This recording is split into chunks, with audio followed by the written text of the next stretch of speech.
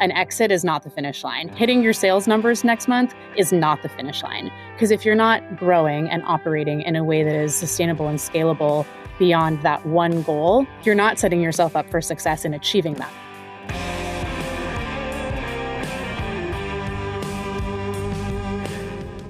Welcome to Long Run Labs, a weekly podcast from the team behind For the Long Run, telling the stories of those running the outdoor industry where endurance and entrepreneurship meet.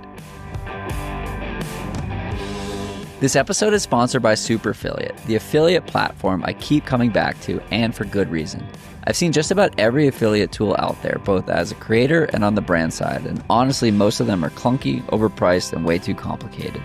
Superaffiliate is the opposite. Setup is simple, tracking is seamless, and payouts actually make sense. It just works. If you're a brand that wants to grow through partnerships, Superaffiliate makes it easy to get your affiliates and partners excited and engaged. Think co-branded landing pages featuring their own content, flexible rewards like cash, credit, or gifts, all designed to actually move the needle. So if you're tired of wasting time and money on platforms that don't deliver, head to superaffiliate.com. Tell them I sent you, and you'll get your first month free.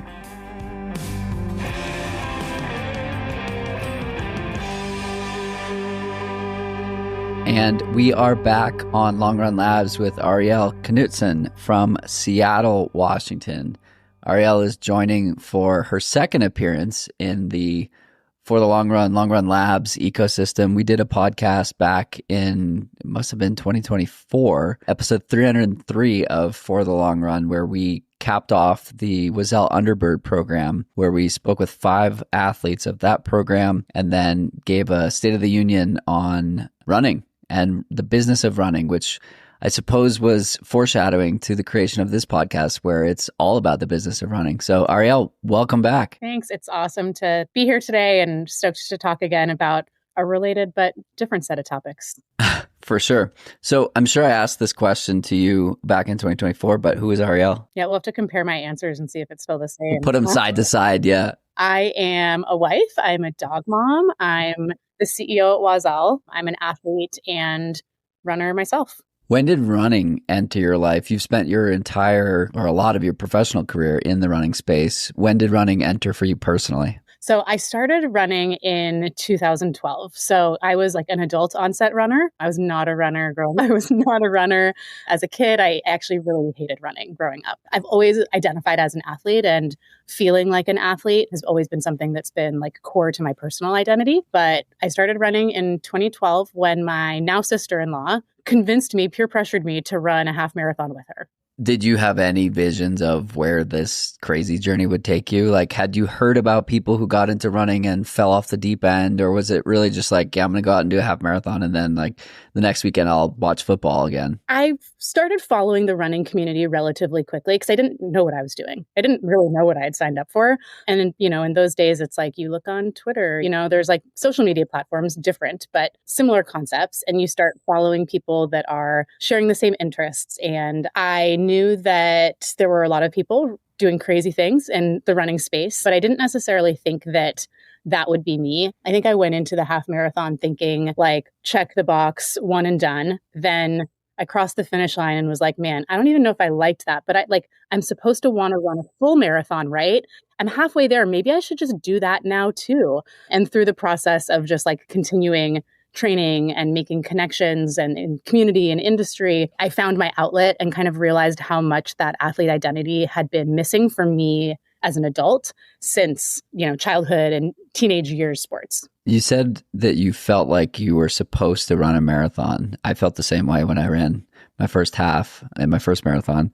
Why did you feel that way? I think it's just like this bucket list thing that is a challenge, but an attainable challenge, in sport and in business, in lots of aspects of life, because they all are reflective of each other. But there's this, setting wild, crazy goals that you truly don't know if you can achieve. And then there's goals that you can set where you're like, okay, if I set this goal and I follow the plan and it's pretty linear and methodical, like I can build up to this. And it was one of those goals that like I knew was really pushing myself. I didn't even really like running that much at the time, but I believed I could do it. And I kind of wanted to prove to myself that I could. And honestly, growing up mostly in Portland, being sort of in the extended Nike ecosystem and Portland just being a really strong running city and community, that was something that people did. On the business side, you've always kind of been in at least since you got into running, at an organization that is part of the enablement or fulfillment of doing the thing, right? You need clothes to run. You need hydration to run. Was that intentional, that you wanted to be a part of the enablement of doing the thing? Yes, it was very, very intentional. I think earlier I got my years mixed up too. I said 2012. So I started running in 2009, a few years before that, not that much earlier. After my early years in my career, I worked in ad agencies for the most part. And there was something like really exciting about the pace, the collaboration, the work style of those environments. But I always knew that I wanted to go to like brand side. I wanted to work for one brand, one team, one company that like I truly identified with and believed in. And once I found, running and the, greater outdoor and endurance sports space, I made it a goal to get there. And so, I networked in my community, in the running community here in Seattle, and very, very intentionally tried to work my way into a career in this space and feel very fortunate that I landed. So in February of 2012, you joined Nuun as the third member of the marketing team. You just talked about how that happened. You were very intentional in networking. I spoke to somebody this morning who reached out because she was like, I just graduated CU. I did internships. I did this and that. Like, how do I get into the industry? So more tactically, like, what did that look like for you and how did you get into the industry? This is a hilarious story, but I actually joined Oiselle's racing team, was one of the first things that I did. I had started running, I was talking earlier about kind of didn't know what I was doing, didn't know where to go, what the gear was, what the language sounded like. So I networked on social platforms and ultimately joined Oiselle's racing team, which is the same, very similar to Volet, a program that we have today. And I did that just to meet more people in the industry and network. So through joining Oiselle racing team, I met, folks that worked at Oiselle. And then when I applied for the job at Nuun, I was kind of able to say like, oh, I know these people at Oiselle, and I had started building a relationship with them. So, I think putting yourself out there to network and really build relationships and connections, it takes a lot of energy, but it pays off. The other thing that I started doing, which I'm not embarrassed to say, but it was a different era back then, I started a blog about my training. That was the way that many athletes connected online. Now, we've got Substack or Threads or whatever, different platforms. But as a marketer trying to build my own personal brand in the industry, was like, okay, join a running team, start producing content. That is the way you can land most easily, is to really build that network. And it's interesting. We just hired somebody to join our team here at Oiselle who became really familiar with the brand, yes, through running, but she moved to Seattle. She started going to our run crew, and then she showed up at a warehouse sale and was cast as a model in a photo shoot and just, started putting herself out there to build relationships. And when then she applied for a job here, we were like, oh yeah, we know her. That sounds great.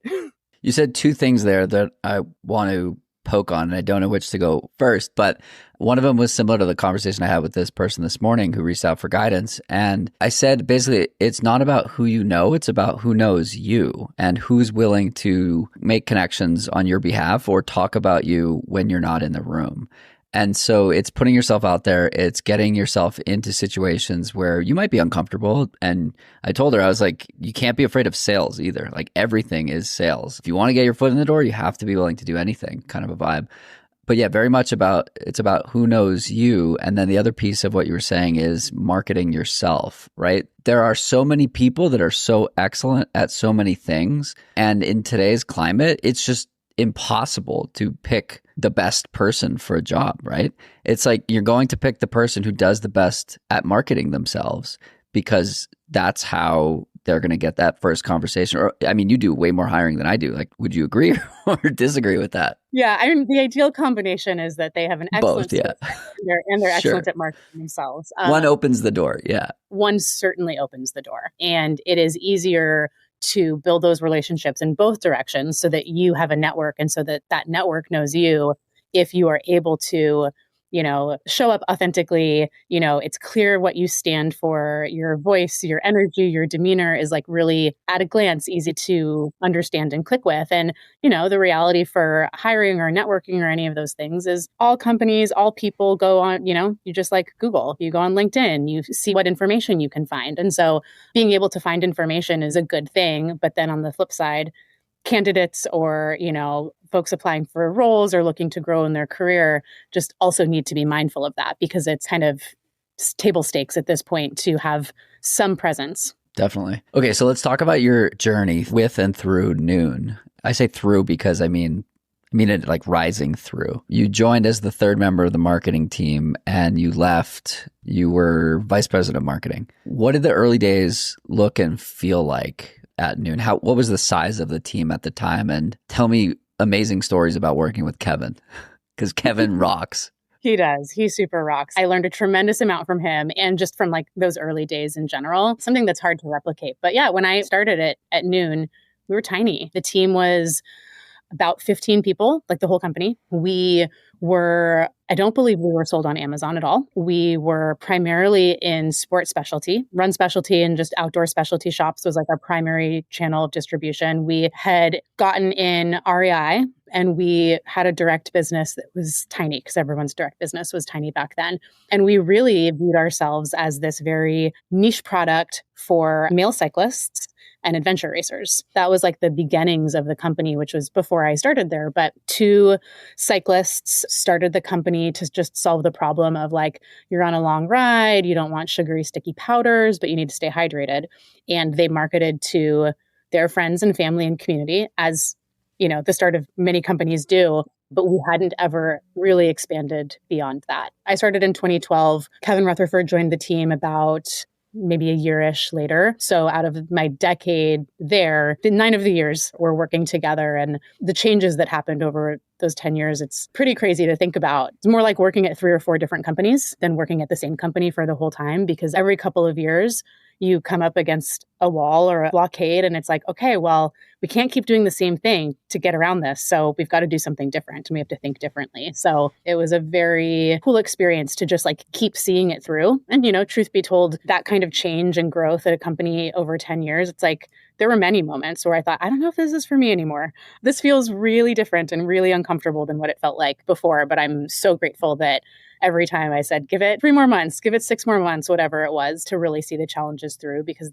therein lies the learning that is so valuable to bring with you. So I became aware of the company in probably the summer of 2012. I had just graduated college and I was interning to start at Energy Bits, and we had brand partnerships and mutual ambassadors and showed up at events together. And Nuun was early stage, but Energy Bits was early stage. And it was really cool to see the beginnings. And I mean, honestly, we modeled a lot of what seemed to be working for Nuun in how we operated, right? It was community first. It was find evangelists and influencers. And in 2012, like, the influencer approach was novel. And, Lori Wysotsky would post, I'm sure you remember that name, would like post a thing online with a discount code to her 800 followers and 50 people would buy.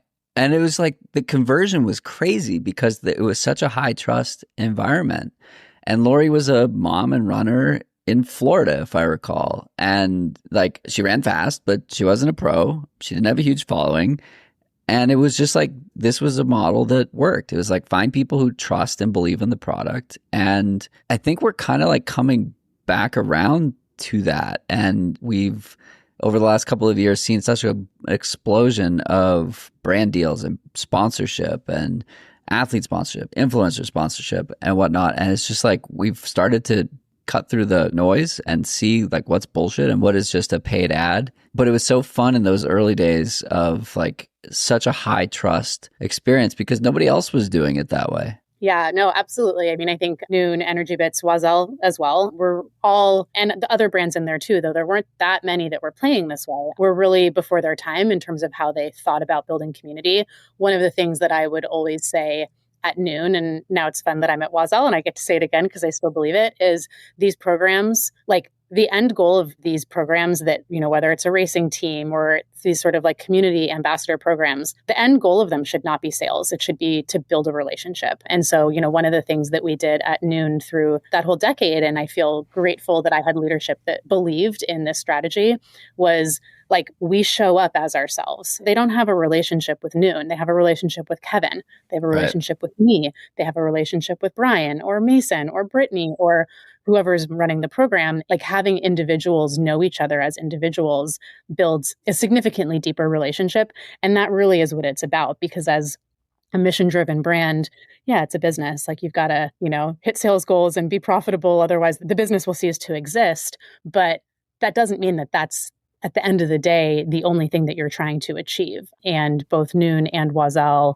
are two brands that are very, very mission-driven. And so those relationships are what helps bring the mission to life. There are a handful of brands that come to mind when you think about like who personifies the brand. And it's the like building in public, it's the building for people, with people, and like being so in it and in the community. And it's the kind of thing that it's like, it's hard to measure ROI, but if you have the right executive leadership that believes that this is the right way to do it, you kind of just trust that it works. Was the leadership at Nuun and Oiselle, was it always of that ilk? Like, let's be people first and the results will follow, right? You said that, the goal is to build community for community's sake and not for sales, but you also said that if you don't have the sales, the company ceases to exist. So like, how do you walk that very fine line of let's be people first and lead with community and focus on community? Like, I just had a conversation with Ross Rutherford of Chair Bundy, and Ross, like, you think of Chair Bundy, you think of Ross. You think of this guy running laps around Manhattan, like eating cherry juice. And that's like the perfect epitome of somebody who personifies the brand. So how do you balance those two conflicting statements while both can be true at the same time? It's hard. And look, no one's doing it perfectly. There are times at Nuun and Oiselle and any brand that chooses to invest in this type of community building, there's times where you're not activating enough, or you're letting your community down, or your community wishes that you were doing it different, or sales slip and you have to focus your attention on something else for a bit of time. That's just the reality. It's an art, not a science, to balance it and build it. But the reality is also that consumers are very, very mission and values driven, especially in the outdoor industry, especially in the running industry. And so by building relationships, it keeps brands top of mind. And so it doesn't have to be about sell, product. It's if there's a relationship and a mutual appreciation, and, those community members who are also customers really appreciate the brand for what it stands for, how it operates, what it does, like what have you, then they are more likely to choose to spend their dollars with a brand that is behaving that way over a brand that is transactional or incredibly commercial in how they go to market. Jumping ahead to your time at Oiselle, because I think that the answer to this question will illustrate this quite perfectly if you're open to sharing, and stop me if we shouldn't. But I became privy to some of the metrics around the Volley program. Can I continue? Yeah, absolutely. Okay. And the lifetime value and average order value of a Volley member was about 3 times higher than the average customer. So here's someone who is a paying member of your community. They love, they're an evangelist, etc. And they are, quote unquote, worth 3 times as a customer. Can you talk about the impact of something like that and putting objective metrics behind the feel-good statements that we were discussing previously? Yeah, totally. I mean, so the way that I look at that here at Oiselle, and the way that I have the team look at it, is we're not looking at, our community as like a KPI, if that makes sense. So we're not looking at that community and saying, here are the sales KPIs or the LTV KPIs or KPIs around that community of humans. We're focused on that community of humans to improve the sport of running, to make it more accessible, to be more inclusive, and to just like change lives for the better. But it speaks to the power of loyalty. Undoubtedly, it speaks to the power of loyalty. So, our focus there is like, wow, we need to build more relationships.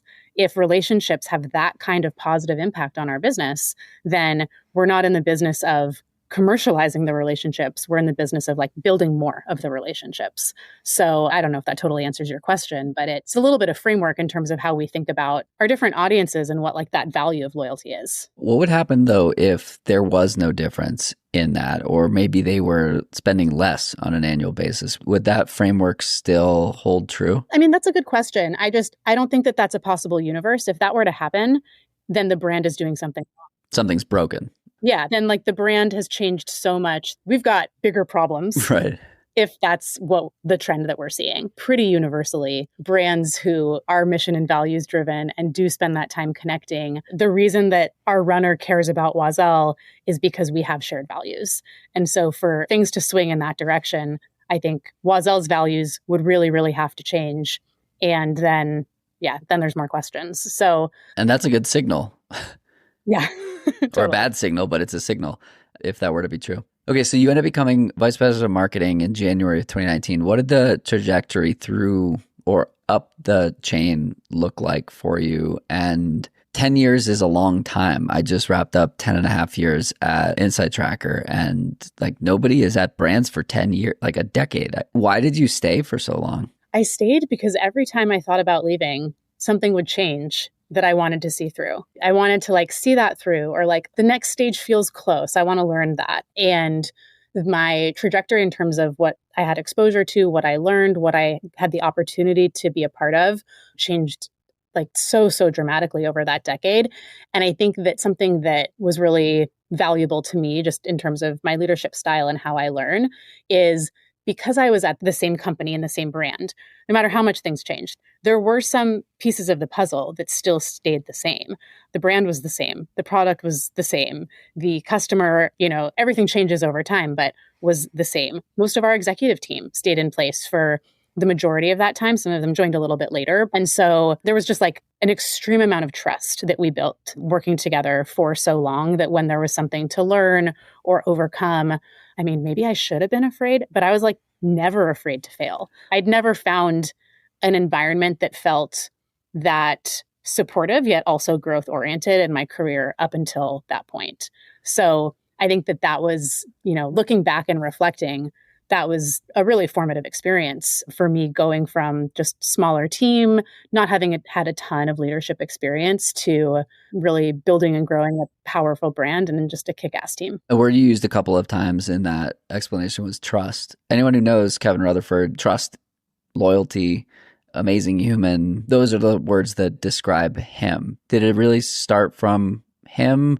Was it like that was just the vibe of the executive team? Like, how do you create that environment where you are not afraid to fail? And in fact, failure is only a failure if you don't learn from it, right? Like my previous CEO at Insight Tracker, Ronnie, would tell me all the time, like, we need to fail faster sometimes. And like that type of experimentation was not just suggested, but like requested and encouraged. I'm in a position now where I'm doing some consulting work for a company called Eternal, and they're sponsoring this podcast actually. And it's the same thing. And then some even. It's like, let's trust each other enough that we can make mistakes and learn from them. So like, how do you create that? It's another art, not science, but certainly at Nuun, that was something. And I believe this to be true at most organizations that do that effectively. Like it's from the top down. The reality is that, even if you're part of a small team and you try to make it flat, leaders impact the culture and the vibe and the how we work tremendously. And everyone looks to leaders and those in leadership positions to set the tone, whether that's consciously or subconsciously. And Kevin, absolutely. Before he stepped in, I will say the culture at Nuun was different. It wasn't like crazy different, but it was less trusting. It was less open. There wasn't like fear of failure, but there also wasn't any focus on growth or improvement. When he stepped in and the team was small, to give him a tremendous amount of credit, he had a lot of work to do to sort of like reset and say, okay, we're going to move into the future. We've got to work together really differently. And stepping into the role of CEO at Oiselle, the team had been through just a lot through the pandemic, a lot through a change in control. And so I would like to think I did at least half of the job, half of the good job that he did at Nuun here at Oiselle. I'm trying to establish that kind of trust early on to help us get through, the next stages and hurdles, because that always happens. If you want to go deeper into the conversations we're having here, subscribe to the Long Run Labs Substack at longrunlabs.substack.com. We share insights, stories, and tools to help you go further in running, business, and life. Are you investing in your health the way you invest in your business or in your career? That's where Eternal comes in. Eternal is a performance health company built for high performers like you. Their performance physical in New York City and San Francisco combines metabolic testing, mobility screens, and over 70 blood biomarkers to give you personalized insights for endurance and long-term health. Not nearby? Their foundations plan is expanding nationwide, starting with a blood panel and delivering a custom plan for your nutrition, supplements, and training, guided by sport-informed experts. Check out eternal.co and use code LRL for 10% off your plan. That's eternal.co. And make sure to check out our Long Run Labs episode with CEO Alex Mather and a conversation with their lead dietitian, Kelsey Bailey, over on For the Long Run. I want to save a lot of time to talk through Oiselle, but I think one more question or topic around Nuun that I want to make sure we get to. The exit to Nestle in 2021. Exiting is a chapter or a end stage that the company still exists.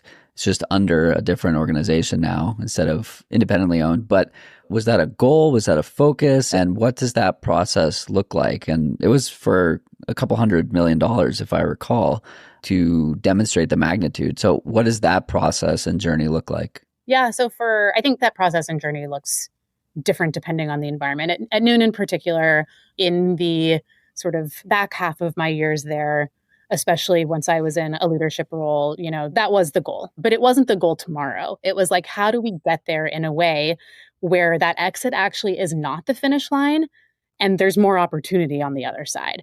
And that was one of the things that Kevin made really clear with the team, and a mindset that I brought with me to my next roles after that was that an exit is not the finish line. Hitting your sales numbers next month is not the finish line. Because if you're not growing and operating in a way that is sustainable and scalable beyond that one goal, you're not setting yourself up for success in achieving that. Because like you said, Nestle wanted Nuun to continue. Right. It wasn't a buy it and shut it down. Yeah, you're an annoying competitor. Yeah. They bought the brand because they believed that it had tremendous potential. So if you're not actually setting it up to have that tremendous potential and there's, shortcuts or short-sightedness or, in strategy and execution, it's going to come back and bite you to an extent. So it was the goal. We were just, in terms of how we manage the team, I think it's interesting. And I know companies do this differently. We never made the focus within the organization. So as the, leadership team became, sort of more and more aware, and we start planning and thinking through, okay, the stories, the deck, positioning, where does the business need to go to make this viable?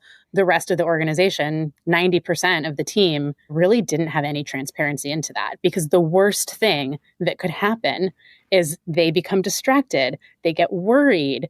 It wasn't even a lack of transparency. It was like, you guys focus on this. Leadership is focusing on planning. And it created an environment where the team was able to continue to accelerate through this kind of crazy wild time. And that's what made it so successful. And then it was good for the employees ultimately, right? Absolutely. Yes. It was good for everybody. It was cool to see that. And it led you to good culture. You spent a year there. And then in October 23, you joined Oiselle. Why did they bring you on? And what was you're a problem solver. What was we need her focused on this. This is the thing to do. I was very excited when Oiselle hit me up to chat about the role. And speaking of networks, the way that they found me, this is interesting. I love telling the story, is I interviewed for a job at Rumble right when I left Nuun. And I loved the team. I loved the brand. I didn't get an offer, but I kept in touch with Wiley Robinson, the CEO and founder. I kept in touch with several of the board members that I interviewed with. And Johnji, who had acquired Oiselle, actually knew Wiley and said, hey, do you know anyone in Seattle that might be interested in this? And because I'd maintained a good relationship, Wiley recommended me. So build those relationships, folks. Yeah. And it's what we said before. It's like, who will sing your praises when you're not in the room? But that's an aside. Like for all small brands, most businesses, definitely consumer goods, the pandemic was very, very hard on Oiselle. Pre-pandemic, Oiselle was doing well financially, was generally growing, had a healthy business, a healthy customer base, a healthy team. And so all things were it's small business life is hard in the best of circumstances, but it was a strong business. The pandemic was tough because of the inventory headwinds, tailwinds, headwinds. Like demand was high at times, then it was low. Inventory was easy, then it was impossible, and just like the unpredictability of the whole period of time. So coming out of the pandemic, it was very, very difficult for Oiselle to stabilize all of the functions of the business, just having gone through that. And the founder and CEO, Sally, decided to step away from the brand and, decided to sell the brand to a partner. And so John G. and Oiselle, joined forces and partnered starting in, I believe, early 2023. And, the way that that's been positioned historically is using the word partnership. I get questions all the time, like, what does that mean? Were there shared resources? Like, how did that work? And it was really more of an acquisition, but the partnership language was used really intentionally and respectfully to ensure that Oiselle remained women-led and truly authentic to that positioning and that mission. So while John G was in all senses the owner of Oiselle, Oiselle operated very, very independently.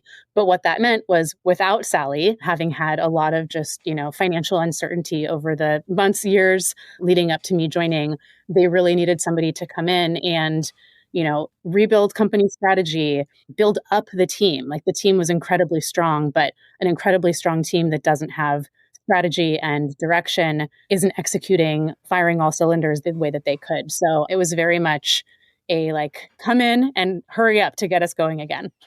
And some of that involved fundraising, right? Yes, definitely. That started a little bit later in the process. But yeah, when a small brand is struggling and financially constrained, fundraising is usually one of the things that they try to do to just sort of reinforce and make sure that, the company can invest in the marketing to create the demand or invest the product to be able to sell. And if you look at any aspect of the business, whether it's product or marketing, in the years prior, everything had sort of just been like scaled back, scaled back, scaled back, scaled back. And, a brand can withstand that for a certain amount of time. But at some point, that becomes a race to the bottom, because if you keep dialing it back and back and back further, you can't accelerate. Yeah. And then, your efficiency decreases. You lose leverage. Yeah. Exactly. So, Oiselle had been a little bit in that mindset, rightfully so, for a while. And so there was a lot of levers. It's like, how much can we impact sales to generate the revenue we need? How much should we fundraise? And when I had been at Nuun, I was a big, big part of that exit process. When we'd gone through fundraising earlier, I was more peripheral. So it was after having gone through, the exit process, which is, similar in some ways, but very different in others. Jumping right into fundraising was, a big project. I talked about fundraising a bit on this podcast with Zach Isaacs from Movement, with David Callahan from Ultra Sign Up, with those couple of episodes. We've talked mostly about angel investing and not more institutional investment or VC. Well, a little bit about VC, but we haven't necessarily talked about strategy, and specifically the strategy that Oiselle employed and what you and I have spoken about, where I'm familiar with and have participated in small angel checks, where your experience has been less seats at the table, larger checks. Can you talk about the difference in strategy there and what you've appreciated about the large checks, less participants, and why somebody might go that route? Or vice versa? Yeah, totally. I mean, there's pros and cons all around. And I think the Oiselle experience versus the Nuun experience is just wildly different. And again, each has their pros and cons. I think the comparative is really helpful. So at Nuun in 2017, I believe, 2017, we took on private equity. And so, that created stronger governance, that created, much improved cash flow and the ability to really invest in the growth, which ultimately netted us out exiting. And so there was the vision, the strategy, the how we work became really, really clear, because with institutional capital, that's generally... It's a must. It's a must. Yeah, that's table stakes. There's no way that they're going to invest if that isn't part of the puzzle. Whereas angel investing can, and really often is, vibes. Yeah. Oh, absolutely. Absolutely. Yeah. Yeah. The institutional capital is show me a model, show me another model, right. Show me another model. And then even once the, partnership is signed and sealed, it's how are you going to spend it? Prove to me that it'll work. How are you going to spend it? prove to me that it'll work. And while that can be frustrating for an entrepreneurial team and group, there's so much to be learned in the diligence in that and how to be incredibly strategic and diligent. And it's a forcing function. Yeah, for sure. There's a ton of value in the checks and balances that kind of governance and partnership provides. I think, and generally, for businesses, at least of the size that I've been a part of, if you're taking on institutional capital, yeah, that is one check. And so that is, it allows you to say, okay, like check, we did it. Now let's move on. Let's not spend all of our time fundraising. Now we have the funds to focus on the growth. Go. So that was the, back half of my Nuun career. At Oiselle, we're in a different position. We're not really ready for like rocket ship growth. So that's not to say that with funding that enabled it, we couldn't get there. I mean, that's, I think, part of what made my background attractive to those who hired me was just that, like, I kind of seen both sides of the coin. I was at Nuun for 5 years before that and got it to a place where that was viable. And then I also saw the back half where now you have the resources and you have to figure out what to do with them and how to be successful in that environment. They are really different. At Oiselle, just because we are smaller, there's, to be able to successfully scale at that rate, your marketing has to be super effective. Your product has to be so great. You have to have the suppliers and manufacturers and operational capacity to be able to service that scale. And none of those things happen overnight. So the angel strategy is definitely one that you see more brands of our, size and just in our space in general consider first. And part of that too is angel investors, to your point, because a lot of it is vibes. It's also like belief that this is a good thing and a good space. It's like personal passion for what the brand and the team is doing. It is about the relationship. Yes, it's about the return, but it's about the relationship and investing in something that you care about as much as it is anything else. And so I think that's a really wonderful thing about individuals and angels is just that there's almost no way you're not values aligned. Yeah. I invested in Brooksy, who operates Rebel Races but more interestingly has a technology that is basically a better way to do race timing. And the fundraising was around to basically facilitate the R&D to skyrocket this technology. And yeah, I reviewed the financials, I reviewed the opportunity, but like I've said it before and I'll say it again, like I'd follow Phil into a burning room if he said that was the best path forward. And like that's how angel investing works. It's like, yeah, I believe in the product, I believe in the mission, I believe in the this and that, but like I also believe that he's going to get it done. That's the vibes component of the angel investing piece, to demonstrate it a little bit more with that example. Okay, switching gears away from the fundraising piece and going back to the marketing world, how do you and how does Oiselle think about, maybe more broadly, like, okay, so 2012, marketing was a wildly different space. It was like put a code up and you see results instantly. Then we saw the growth of blogging. We saw the beginnings of Instagram. Podcast became a thing.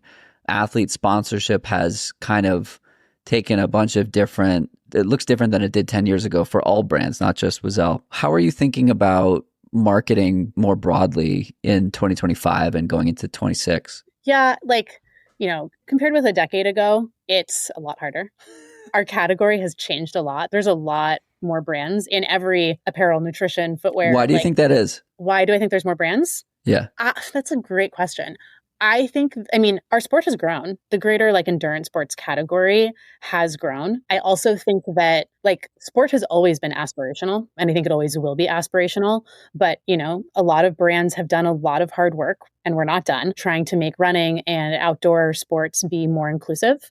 And so, as the audience grows, there's space for more brands. I also think that as more people participate, you're likely to see more founders found, because you have an experience, you have an idea of how to make it better or something that you want to see or do in the market that hasn't been done before.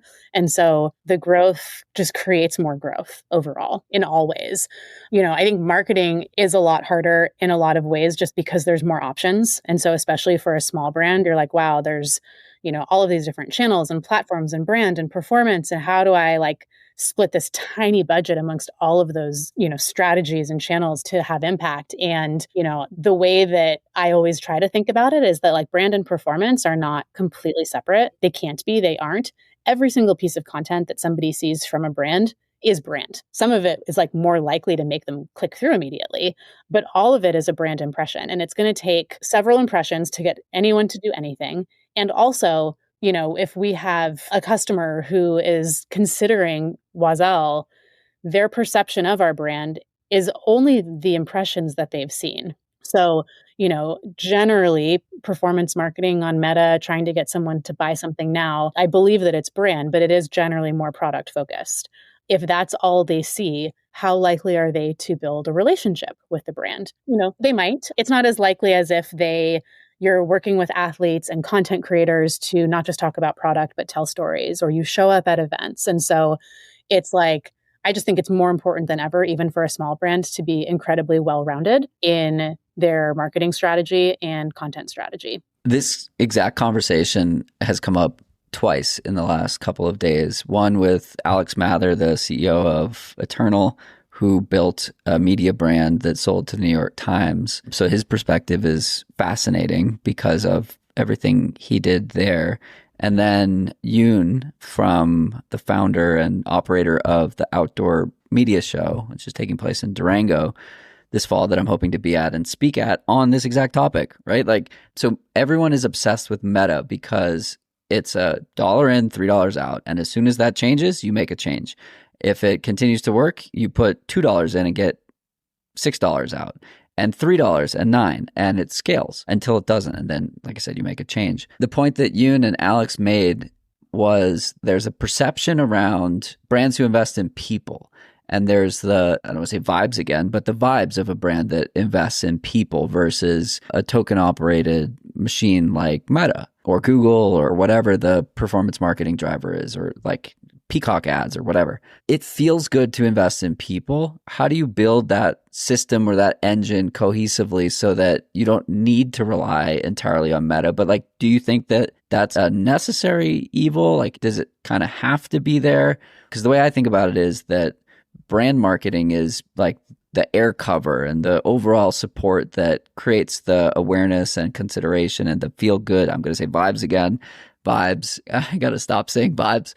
But the performance marketing is what captures that interest and converts it into dollars. Am I right in thinking this way? Is that an extreme oversimplification of it? Like, how are you thinking about it? Yeah, I mean, I don't know that there's right or wrong on the topic, but I mean, absolutely. Brand is the broadest. Brand is, why does Oiselle exist? Brand makes people care.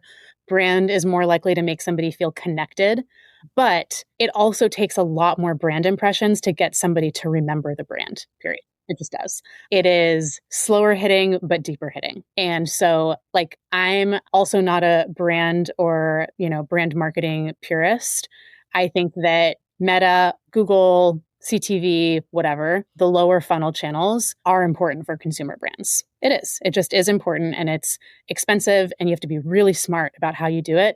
Otherwise, you just blow it up so fast. And by blow it up, I mean you scale so quickly, and then your return drops so quickly that you just squeeze the lemon and now it's empty. Yeah, exactly. Now there's no more juice left. And we see DTC brands in particular do that constantly, all the time. And you're like, man, how are they going to keep that up? And they don't generally. So it's a bunch of levers that you have to watch really, really, really, really, really carefully. There's a time and a place for all of it, but you can't go all in on any one thing. I think the healthiest, most ideal situation is that a brand can invest most heavily in brand marketing and in performance marketing as needed. The reality is that depending on what category you're in, that actually may or may not be true. But there's also a way to run performance marketing that isn't just like squeezing the life out of that lemon too quickly. There's like a sustainable way to do it that is responsible and incremental and healthy for your business. Let's talk about a case study that we were both a part of with Underbird campaign and the For the Long Run partnership. So for those who haven't tuned into For the Long Run, it's a podcast that I host exploring the why, understanding what enables athletes to run and do hard things and why we do it. In the fall of 2023, I got a note from Oiselle's PR team at the time that was explaining the Underbird campaign. The Underberg campaign was a support mechanism for a group of athletes that were running in the Olympic trials in 2024. So I said, great, why don't we do some storytelling around those 5 athletes? And then we'll talk to Arielle at the end of it. And it'll be a, once or twice a month sponsored series. And here's the cost and here are the deliverables. Let's do it. And to my enjoyment, it worked.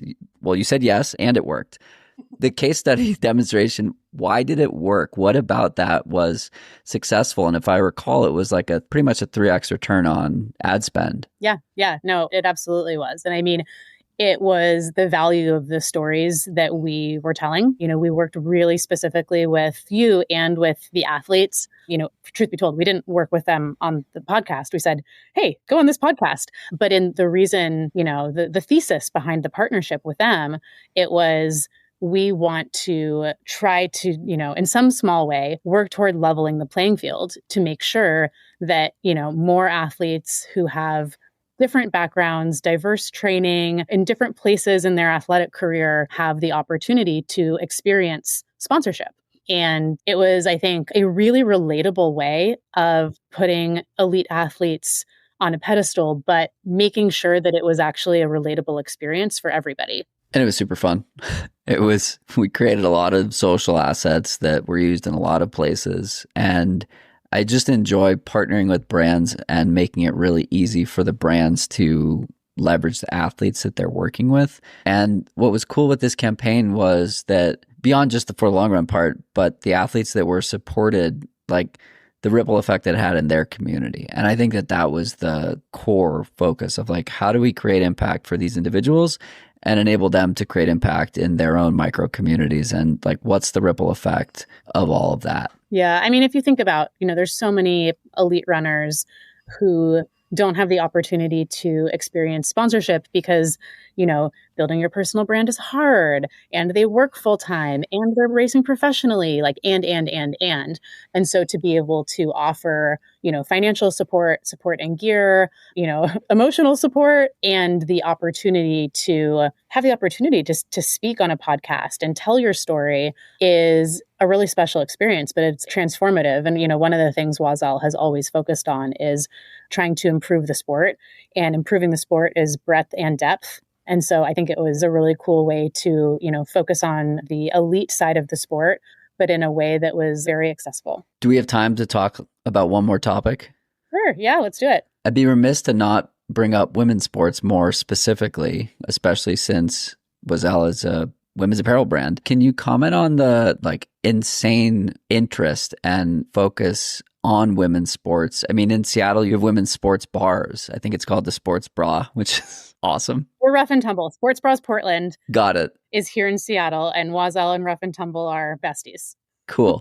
Tell me more about what it's like to be a part of that growth and that interest as a brand that that's who you serve. I was listening to Lindsey Hein talk with Colleen Quigley on Lindsay's podcast today, and Lindsay was talking about how her boys went to a WNBA game and they were stoked on the game. And she was like, well, I was kind of nervous that her 2 oldest boys would be I don't want to go to a women's sports game. But that wasn't the case. So it's not a moment, it's a movement, as is said. So can you speak more to being a part of that movement? Yeah. I mean, a lot of the media attention that is happening with the movement is more team-related sports, but momentum builds momentum builds momentum. And so, for those of us that have been part of women's sports and trying to spearhead this change for so long, it's definitely feels celebratory. It also feels finally, right. Finally, we've figured this out.